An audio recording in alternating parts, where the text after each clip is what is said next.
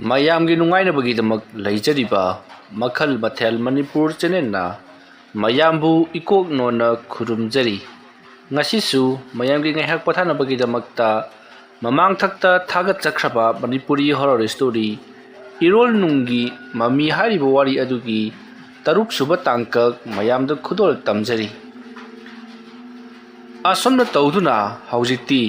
ꯅꯣꯕꯤꯟꯅ ꯇꯨꯃꯤꯟꯅ ꯂꯦꯞꯂꯒ ꯂꯩꯈꯤꯕꯗꯨꯗ ꯊꯧꯅꯥꯅ "ꯃꯥꯃꯥ ꯅꯪꯕꯨ ꯀꯩꯗꯧꯔꯒꯦ?" ꯑꯁꯨꯝꯅ ꯍꯪꯂꯛꯄꯗꯨꯗ ꯅꯣꯕꯤꯟ ꯀꯔꯤꯁꯨ ꯈꯨꯝꯗꯦ꯫ ꯃꯁꯤꯗꯒꯤꯗꯤ ꯊꯧꯅꯥꯅ ꯀꯔꯤꯒꯨꯝꯕ ꯈꯔ ꯆꯤꯡꯅꯔꯗꯨꯅ ꯂꯣꯛꯇꯥꯛ ꯂꯥꯏꯖ ꯏꯁꯤꯡ ꯑꯗꯣ ꯃꯍꯥꯛꯅ ꯈꯨꯖꯣꯛ ꯑꯃ ꯀꯟꯈꯠꯂꯒ ꯃꯗꯨꯗ ꯂꯩꯋꯥ ꯁꯣꯜꯂꯒ ꯅꯣꯕꯤꯟꯒꯤ ꯃꯅꯪꯒꯟ ꯑꯗꯨꯗ ꯆꯥꯏꯁꯤꯜꯂꯤ꯫ ꯃꯇꯝ ꯑꯗꯨꯗ ꯅꯣꯕꯤꯟ ꯂꯦꯞꯂꯝꯕꯗꯒꯤ ꯂꯣꯡꯅ ꯏꯁꯤꯡꯂꯣꯝꯗ ꯍꯥꯏꯊꯈꯤꯒꯦ ꯇꯧꯕꯗꯨꯗ ꯊꯧꯅꯥ ꯄ꯭ꯔꯞ ꯆꯦꯡꯁꯤꯜꯂꯛꯇꯨꯅ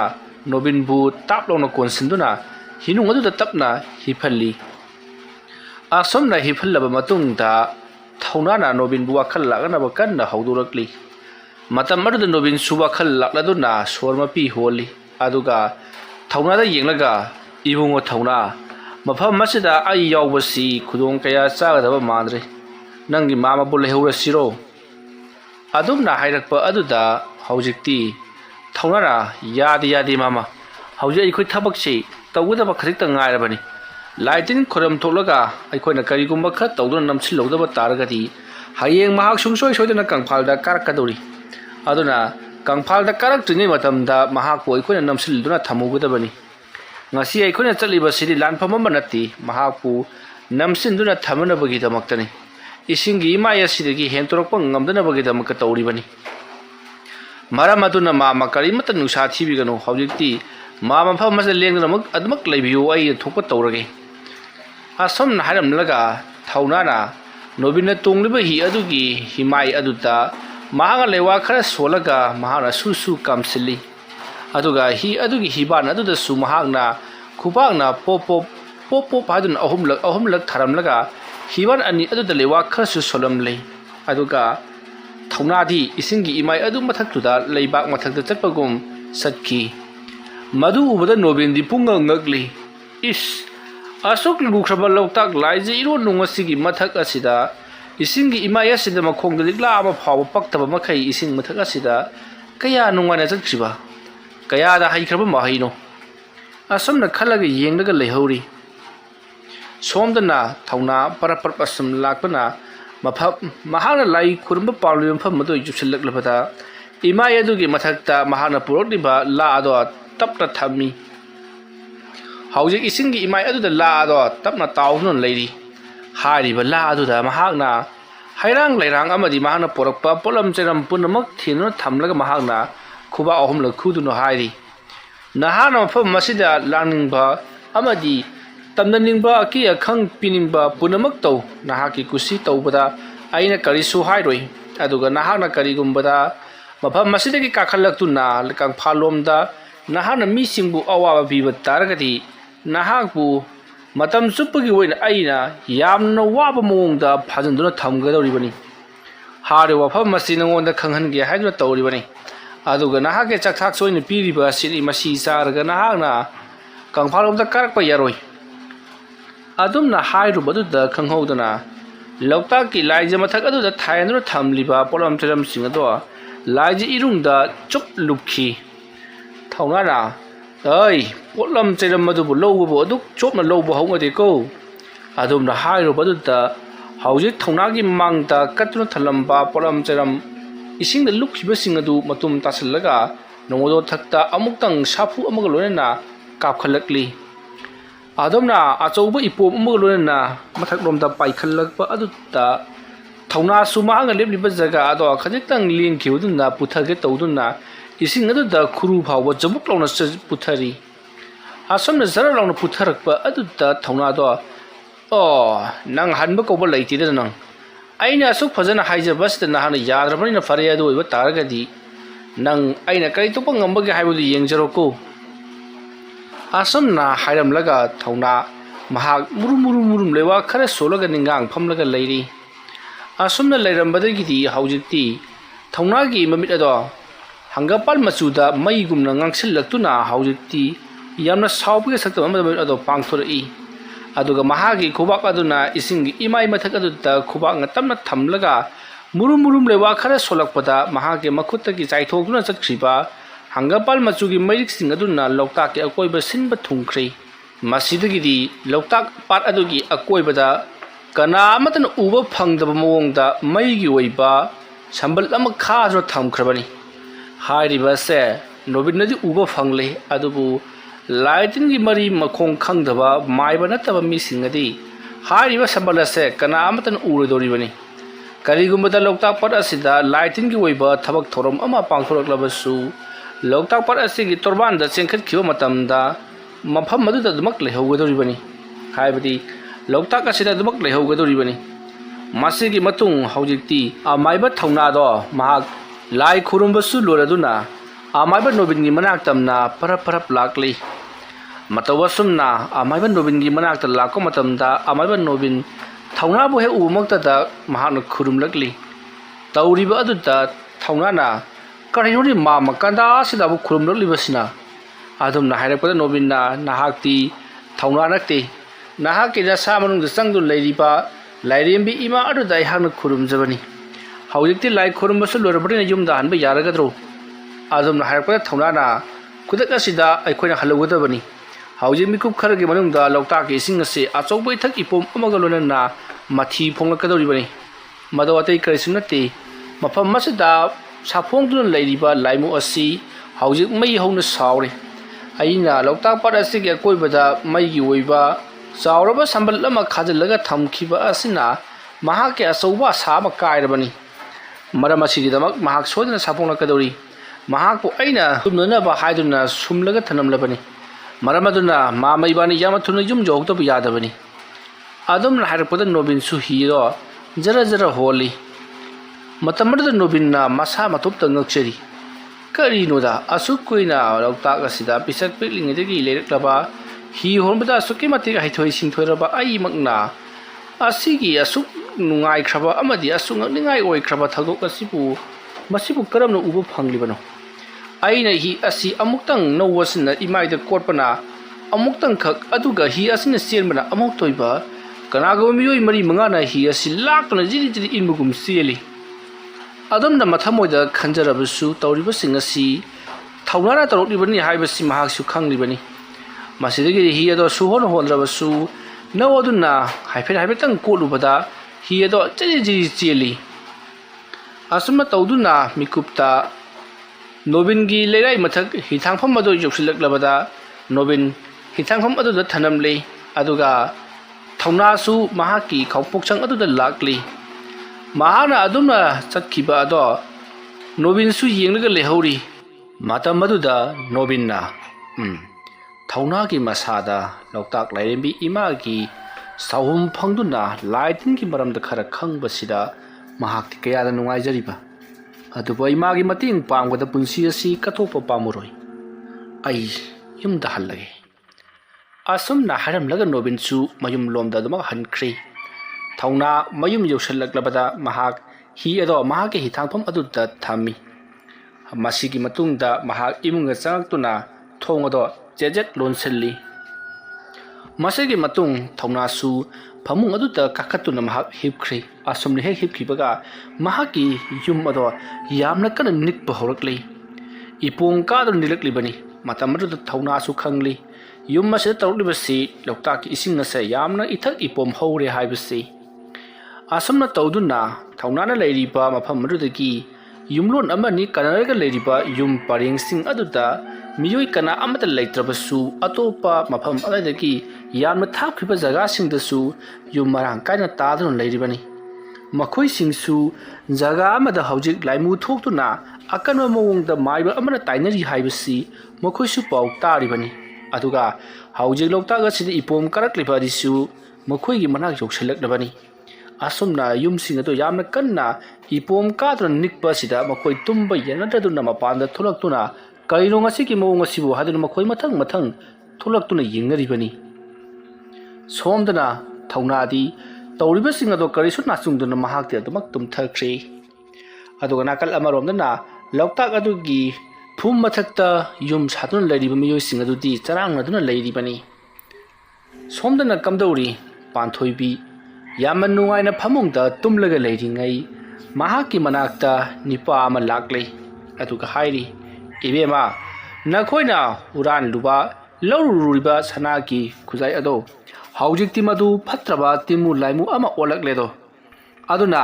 ꯈꯨꯖꯥꯏ ꯑꯗꯨ ꯂꯧꯕ ꯆꯠꯃꯤꯟꯅꯈꯤꯕ ꯅꯈꯣꯏ ꯅꯃꯥꯟꯅꯕꯤ ꯅꯪꯒ ꯊꯥꯔꯒ ꯇꯔꯨꯛꯃꯛ ꯑꯩꯅ ꯎꯅꯕ ꯁꯣꯏꯗꯅꯃꯛꯀꯤ ꯂꯥꯛꯀꯅꯤ ꯑꯗꯨꯅ ꯍꯌꯦꯡꯒꯤ ꯑꯌꯨꯛ ꯑꯁꯤꯗ ꯅꯍꯥꯛꯅ ꯅꯪꯒꯤ ꯅꯃꯥꯟꯅꯕꯤꯁꯤꯡ ꯑꯗꯨ ꯄꯨꯂꯞ ꯀꯧꯁꯤꯟꯗꯨꯅ ꯅꯈꯣꯏ ꯄꯨꯟꯅ ꯂꯩꯔꯝꯃꯨ ꯑꯃꯅ ꯑꯃꯗ ꯊꯤꯗꯣꯛ ꯊꯤꯖꯤꯟ ꯇꯧꯗꯨꯅ ꯀꯧꯊꯣꯛ ꯀꯧꯁꯤꯟ ꯇꯧꯗꯨꯅ ꯃꯇꯝ ꯃꯥꯡꯍꯟꯗꯅꯕꯒꯤꯗꯃꯛꯇ ꯑꯗꯨꯒ ꯑꯩꯈꯣꯏ ꯄꯨꯟꯅ ꯇꯥꯟꯅꯗꯕ ꯌꯥꯗꯕ ꯋꯥꯐꯝ ꯑꯃ ꯂꯩꯔꯤ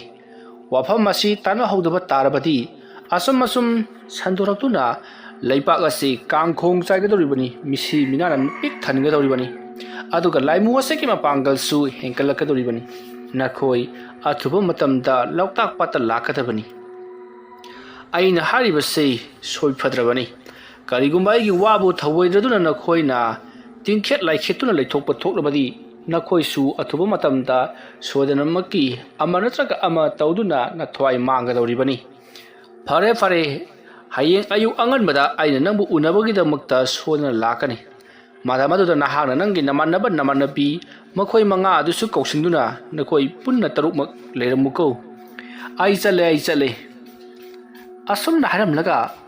ꯑꯃꯥꯏꯕꯗꯣ ꯃꯥꯡꯈ꯭ꯔꯦ ꯃꯗꯣ ꯊꯧꯅꯥ ꯑꯣꯏꯒꯗꯧꯔꯤꯕꯅꯤ ꯇꯟꯖꯥ ꯑꯗꯨꯗ ꯄꯥꯟꯊꯣꯏꯕꯤꯗꯣ ꯃꯤꯀꯞ ꯈꯪꯊꯣꯛ ꯊꯣꯛꯂꯛꯏ ꯃꯍꯥꯛꯅ ꯃꯤꯀꯞ ꯊꯣꯛꯂꯛꯄ ꯃꯇꯝꯗ ꯄꯨꯝꯃꯝ ꯃꯝꯂꯒ ꯂꯩꯔꯝꯂꯦ ꯀꯥꯗꯨꯁꯨ ꯃꯩ ꯂꯥꯛꯑꯝꯗꯦ ꯃꯁꯤꯗꯒꯤꯗꯤ ꯄꯥꯟꯊꯣꯏꯕꯤ ꯀꯤꯔꯗꯨꯅ ꯀꯟꯅ ꯂꯥꯎꯔꯛꯏ ꯄꯥꯟꯊꯣꯏꯕꯤꯒꯤ ꯃꯃꯥ ꯃꯄꯥꯁꯤꯡ ꯆꯦꯟꯁꯤꯜꯂꯛꯂꯒ ꯀꯔꯤ ꯇꯧꯔꯨꯕꯒꯤ ꯏꯕꯦꯝꯃ ꯍꯥꯏꯗꯨꯅ ꯍꯪꯂꯛꯄꯗ ꯄꯥꯟꯊꯣꯏꯕꯤꯅ ꯃꯍꯥꯛꯀꯤ ꯃꯃꯪꯗ ꯑꯍꯜ ꯑꯃ ꯂꯥꯛꯂꯝꯃꯤ ꯑꯗꯨꯒ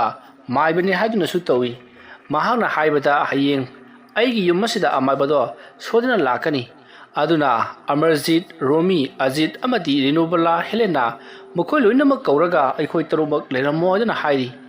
ꯀꯔꯤꯒꯨꯝꯕ ꯂꯩꯔꯝꯗꯕ ꯇꯥꯔꯒꯗꯤ ꯂꯩꯄꯥꯛ ꯀꯥꯡꯈꯣꯡ ꯆꯥꯏꯒꯅꯤ ꯑꯩꯈꯣꯏꯁꯨ ꯌꯥꯎꯅ ꯁꯤꯒꯅꯤ ꯍꯥꯏꯅ ꯍꯥꯏꯔꯝꯃꯤ ꯑꯁꯨꯝꯅ ꯄꯥꯎ ꯑꯗꯨ ꯇꯥꯔꯨꯕꯗ ꯂꯩꯔꯤꯕ ꯏꯃꯨꯡꯒꯤ ꯃꯤꯑꯣꯏꯁꯤꯡ ꯑꯗꯨꯅ ꯅꯈꯣꯏꯅ ꯉꯍꯥꯟꯋꯥꯏ ꯇꯧꯈꯤꯕ ꯊꯕꯛꯁꯤꯡ ꯑꯗꯨꯒꯤ ꯑꯣꯏꯔꯝꯕꯁꯨ ꯌꯥꯏ ꯑꯗꯨꯅ ꯅꯪ ꯃꯪꯗ ꯆꯨꯔꯤ ꯄꯥꯔꯤ ꯄꯪꯎꯗ ꯎꯕ ꯑꯣꯏꯔꯝꯒꯅꯤ ꯊꯣꯏꯅ ꯍꯦꯟꯅ ꯈꯟꯖꯤꯜꯂꯨꯒꯅꯨ ꯍꯥꯏꯔꯝꯂꯒ ꯑꯍꯜꯁꯤꯡ ꯑꯗꯨꯗꯤ ꯊꯣꯛꯅꯈ꯭ꯔꯦ ꯄꯥꯟꯊꯣꯏꯕꯤ ꯑꯍꯜꯁꯤꯡ ꯑꯗꯨꯅ ꯍꯥꯏꯔꯝꯖꯔꯕꯁꯨ ꯃꯍꯥꯛ ꯇꯨꯝꯊꯕ ꯌꯥꯗ꯭ꯔꯗꯨꯅ ꯄꯨꯡ ꯀꯌꯥ ꯇꯥꯔꯕꯒꯦ ꯍꯥꯏꯗꯨꯅ ꯄꯨꯡ ꯌꯦꯡꯂꯨꯕꯗ ꯅꯣꯡꯉꯥꯜꯂꯝꯗꯥꯏꯒꯤ ꯄꯨꯡ 4 ꯇꯥꯗꯨꯅ ꯂꯩꯔꯝꯂꯦ ꯄꯥꯟꯊꯣꯏꯕꯤꯅ ꯃꯁꯤꯗꯤ ꯅꯣꯡꯉꯥꯜꯂꯕꯒꯨꯝꯕꯅꯤꯗꯅ ꯍꯥꯏꯗꯨꯅ ꯃꯍꯥꯛ ꯑꯌꯨꯛ ꯉꯟꯇꯥ ꯑꯗꯨꯗ ꯇꯨꯝꯊꯕ ꯌꯥꯗ꯭ꯔꯗꯨꯅ ꯑꯗꯨꯃꯛ ꯍꯧꯒꯠꯂꯛꯂꯦ ꯑꯗꯨꯒ ꯃꯍꯥꯛ ꯃꯃꯥꯏ ꯃꯃꯤꯠ ꯇꯥꯊꯣꯛꯇꯨꯅ ꯑꯌꯨꯛꯀꯤ ꯑꯣꯏꯕ ꯁꯥꯖꯦꯜ ꯈꯔ ꯇꯧꯗꯨꯅ ꯅꯣꯡꯉꯥꯜꯂꯛꯄ ꯉꯥꯏꯗꯨꯅ ꯂꯩꯈꯤ ꯏꯀꯨꯏ ꯀꯨꯏꯗꯨꯅ ꯅꯣꯡꯁꯨ ꯑꯗꯨꯃꯛ ꯉꯥꯟꯊꯣꯔꯛꯂꯤ ꯅꯣꯡ ꯍꯦꯛ ꯉꯥꯟꯊꯣꯔꯛꯄꯒ ꯄꯥꯟꯊꯣꯏꯕꯤꯅ ꯃꯈꯣꯏꯒꯤ ꯃꯃꯥꯟꯅꯕꯤꯁꯤꯡꯗ ꯃꯊꯪ ꯐꯣꯜ ꯇꯧꯗꯨꯅ ꯃꯍꯥꯛꯀꯤ ꯃꯃꯪꯗ ꯎꯔꯝꯕ ꯑꯃꯗꯤ ꯍꯥꯏꯔꯝꯕꯁꯤꯡ ꯑꯗꯨꯁꯨ ꯂꯣꯏꯅꯃꯛ ꯇꯝꯕꯗꯒꯤ ꯃꯈꯣꯏ ꯂꯣꯏꯅꯃꯛ ꯄꯥꯟꯊꯣꯏꯕꯤꯒꯤ ꯃꯌꯨꯝꯗ ꯂꯥꯛꯂꯦ ꯃꯇꯝ ꯑꯗꯨꯗ ꯑꯃꯔꯖꯤꯠꯅ ꯄꯥꯟꯊꯣꯏꯕꯤꯗ ꯄꯥꯟꯊꯣꯏ ꯅꯪꯅ ꯍꯥꯏꯔꯤꯕꯗꯨꯕꯨ ꯑꯁꯦꯡꯕꯔꯣ ꯂꯥꯛꯄꯨ ꯂꯥꯛꯀꯗ꯭ꯔꯅꯦ ꯑꯍꯜꯗꯨꯕꯣ ꯑꯩꯈꯣꯏꯅ ꯈꯨꯖꯥꯏ ꯑꯗꯨ ꯀꯔꯤꯅꯨꯡꯒꯤ ꯂꯧꯔꯨꯕꯅꯣ ꯍꯥꯏꯕꯗꯨ ꯍꯦꯛ ꯌꯧꯏꯗ ꯑꯗꯨꯝꯅ ꯍꯥꯏꯔꯛꯄꯗ ꯄꯥꯟꯊꯣꯏꯕꯤꯅ ꯈꯪꯗꯦ ꯃꯪꯒꯗꯤ ꯑꯗꯨꯃꯥꯏꯅ ꯍꯥꯏꯔꯝꯃꯤ ꯐꯔꯦ ꯑꯃꯕꯨ ꯑꯣꯏꯔꯦ ꯉꯁꯤꯁꯤꯃ ꯉꯥꯏꯔꯒ ꯌꯦꯡꯕ ꯍꯥꯏꯕꯗꯨꯅꯤ ꯇꯁꯦꯡꯅꯃꯛꯀꯤ ꯂꯥꯛꯂꯕꯗꯤ ꯑꯁꯨꯝꯅ ꯍꯦꯛ ꯍꯥꯏꯕꯒ ꯊꯣꯡꯒꯥꯜꯂꯣꯝꯗ ꯀꯅꯥꯒꯨꯝꯕ ꯑꯃ ꯆꯪꯂꯛꯂꯤꯕꯗꯨ ꯔꯣꯃꯤꯅ ꯎꯔꯤ ꯃꯗꯨ ꯎꯕꯗ ꯃꯌꯥꯝꯅ ꯀꯩꯗꯧꯔꯒꯦ ꯍꯥꯏꯗꯨꯅ ꯔꯣꯃꯤꯅ ꯌꯦꯡꯂꯤꯕ ꯑꯗꯣꯝꯗ ꯌꯦꯡꯂꯨꯕꯗꯗꯤ ꯃꯤꯑꯣꯏ ꯑꯅꯤꯈꯛ ꯃꯈꯣꯏ ꯇꯝꯅ ꯌꯨꯝ ꯑꯗꯨꯒꯤ ꯁꯨꯃꯥꯡ ꯇꯝꯅ ꯆꯪꯁꯤꯜꯂꯛꯂꯤꯕꯗꯨ ꯊꯣꯡꯅꯥꯎꯗꯒꯤ ꯂꯣꯏꯅꯃꯛ ꯎꯔꯤ ꯃꯇꯝ ꯑꯗꯨꯗ ꯑꯍꯜ ꯑꯅꯤꯗꯨ ꯆꯪꯁꯤꯜꯂꯛꯂꯒ ꯌꯨꯝꯁꯤꯕꯨ ꯀꯅꯥ ꯂꯩꯒꯦ ꯌꯨꯝꯁꯤꯕꯨ ꯄꯥꯟꯊꯣꯏꯕꯤꯒꯤ ꯌꯨꯝ ꯑꯣꯏꯕꯤꯔꯕ꯭ꯔꯥ ꯍꯥꯏꯗꯨꯅ ꯍꯪꯂꯛꯄꯗ ꯃꯈꯣꯏꯗꯤ ꯄꯨꯡꯉꯛ ꯉꯛꯈ꯭ꯔꯦ ꯄꯥꯟꯊꯣꯏꯕꯤꯒꯤ ꯃꯃꯪꯗ ꯍꯥꯏꯔꯝꯕ ꯑꯗꯨꯒ ꯆꯞ ꯃꯥꯟꯅꯅ ꯉꯁꯤꯒꯤ ꯑꯌꯨꯛ ꯑꯁꯤꯗ ꯂꯥꯛꯄ ꯑꯁꯤꯗ ꯃꯈꯣꯏꯁꯨ ꯄꯨꯡꯉꯛ ꯉꯛꯂꯤꯕꯅꯤ ꯄꯥꯟꯊꯣꯏꯕꯤꯅ ꯃꯃꯥꯡ ꯊꯥꯗꯨꯅ ꯃꯈꯣꯏ 5ꯃꯛ ꯃꯇꯨꯡ ꯏꯟꯅꯔꯛꯇꯨꯅ ꯊꯣꯔꯛꯂꯦ ꯃꯇꯝ ꯑꯗꯨꯗ ꯊꯧꯅꯥꯅ ꯄꯥꯟꯊꯣꯏꯕꯤ ꯍꯦꯛ ꯎꯕꯒ ꯏꯕꯦꯝꯃ ꯅꯪꯂ ꯄꯥꯟꯊꯣꯏꯕꯤ ꯍꯥꯏꯔꯤꯕꯁꯤꯕꯨ ꯑꯗꯣꯝꯅ ꯍꯥꯏꯔꯛꯄꯗ ꯄꯥꯟꯊꯣꯏꯕꯤꯅ ꯍꯣꯏ ꯃꯥꯅꯤ ꯑꯁꯨꯝꯅ ꯍꯥꯏꯔꯨꯕꯗ ꯊꯧꯅꯥꯅ ꯌꯥꯝꯅ ꯅꯨꯡꯉꯥꯏꯔꯦ ꯏꯕꯦꯝꯃ ꯃꯈꯣꯏꯁꯤꯡ ꯑꯁꯤꯅ ꯅꯪꯒꯤ ꯅꯃꯥꯟꯅꯕꯤ ꯉꯥꯛꯇꯔꯥ ꯑꯗꯣꯝꯅ ꯍꯥꯏꯔꯛꯄꯗ ꯄꯥꯟꯊꯣꯏꯕꯤꯅ ꯍꯣꯏ ꯃꯥꯅꯤ ꯍꯥꯏꯗꯨꯅ ꯈꯨꯝꯃꯤ ꯃꯁꯤꯗꯒꯤꯗꯤ ꯅꯣꯕꯤꯟꯅ ꯑꯃꯨꯛ ꯃꯈꯥ ꯇꯥꯔꯛꯏ ꯏꯕꯦꯝꯃ ꯑꯩꯈꯣꯏꯅ ꯂꯥꯛꯂꯤꯕꯁꯤ ꯅꯪꯅꯁꯨ ꯍꯦꯟꯅ ꯃꯔꯝ ꯑꯁꯤ ꯈꯪꯂꯝꯒꯗꯕ ꯃꯥꯜꯂꯤ ꯈꯨꯖꯥꯏ ꯑꯗꯨꯒꯤ ꯃꯇꯥꯡꯗꯅꯤ ꯑꯗꯣꯝꯅ ꯍꯥꯏꯔꯛꯄꯗ ꯄꯥꯟꯊꯣꯏꯕꯤꯅꯁꯨ ꯍꯣꯏ ꯑꯩ ꯒ꯭ꯌꯥꯟ ꯇꯥꯔꯦ ꯏꯃꯨꯡꯗ ꯆꯪꯁꯤꯜꯂꯛꯑꯣ ꯍꯥꯏꯗꯨꯅ ꯏꯃꯨꯡꯗ ꯂꯣꯏꯅꯃꯛ ꯀꯧꯁꯜꯂꯤ aduga makoigi sauraba yumjao adugi lamjai aduda thariba sofa sing aduda phamlaga mathang mathang wari sanari matam aduda Romina pabung amadi tamo hajaba tare iyam bai gadra khara naha wana uzari ado mayam singa lakpiriba sibu kari matang gi warabano hoi khujai adugi matang da oragadi akhone khangba puna ma haijagi aduga khujai adudi akhoi nakta su leitre ising da hundokhrabani khujai adu akhoi gi nakta gi pambi bu oragadi ising da gi khulu godo puda ngairi adum na harakpata thauna na ibungo khujai adu gi matang da akhoi da lakri basi khujai adu akhoi da mu piyu hadun lakpa nati nakhoi khujai adu kadai jaga da langthaki haibadu su aigi oza sidagi loina makhangli masida aina khangning nibana nakhoi na khujai adu kayam kuina sijin nakhibagi amadi khujai adu karba mongda sijin nakhi khujai adu gi wahawdagi nakhoi hana sunabagi yaukibra natragana khujai adu kana gumana huran jinthi tawduna nakhoi nakutagi huran khibagi yaubra aduga amana khujai adu dagi nakhoi na kaya yamna kana hobagi haibasini nakhoi dagi aina khangba pamli basi adumna hairakpata Amarjit na hoi chumi khujai du akhoi lekai gi dom chamana huran khibalai aduga khujai adu dagi akhoi phangkhibasi sarana lupa la manga taruk taramukti oigedaba male adumna hairakpata thauna na kari lak taram asomna hairakpata Nobinda sensi yamna yami matau karamna khujai asidagi aduk jamlaba seladubu lahoribano khujai adugi nakhoi na kaithok laga sijin nakhiba leibro adumna hairakpata ajin na onsil laktuna nati khujai adugi manungdagi numit khudingi sanagi chenjek amamam jawrami hariba sanagi chenjek singsi lumlum lawga yamna su pakpa adugi yamna su thaba sanagi chenjek ni hariba sanagi chenjek si aikoina kaithok matamda lupa lak ani ahum adumak tai aduna aikoina ani ra ahum lamari rak athum sijin nakhibadutta lupa lak 10 romsi oikibani sana sing adu akhona olaga yengbadadi na tabanina paisa wana haijabagi wani adumna hairakpada thaunana o pare adubu haujikti na khoina paisa sing adu sing u haibu su yararoi khujai adu khodi losenge haiba taragadi khujai adu sijinaba matamda na khoina laukiba paisa punamak amu handokadabani pare khujai adu nangna haribaduna taba atoppa hiram karam bada sijinakibagi adumna hairakpada makhoi mamanabi singaduna atopa hiram amatada sijinakhiba leite hairi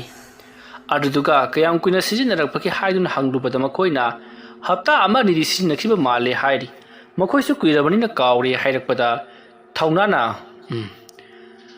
pare adoiba taragati nakhoi taromak punna hayeng ayuk nganta sita laklo aduga lautak adugi mapanda akhoi punna unarasi nakhoi lakaga khoirumgadaba lai ama leire nakhoina hundoklamba sanagi khujai adu haujikti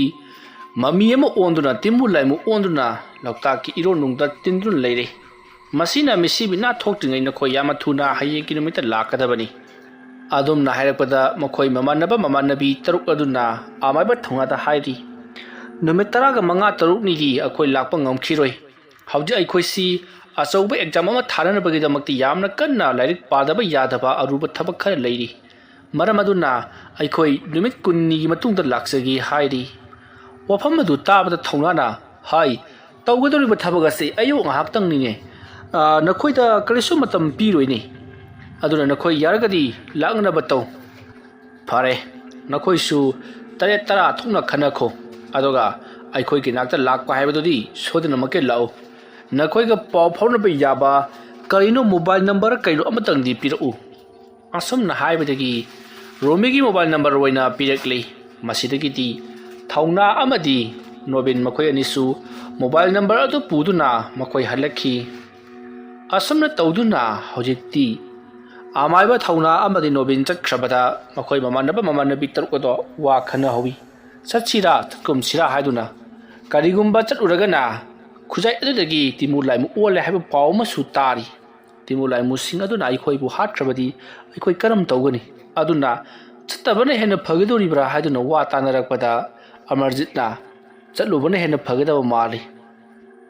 karigumba chatrabadi panthoibigi mamangda hairamba सोदनमक्की अखोइसु यावना सिरकनी हाइबदु चुंगदबा माले पांथोबिगी ममंगदा हाइरंबदु असेंगमक्की ताइबंग असिदजु ओइदुना मियोई सिंगदो लाक्तुना खुजाई अदुगी मतंगदा वारी सरकलिबा सिनी अदुना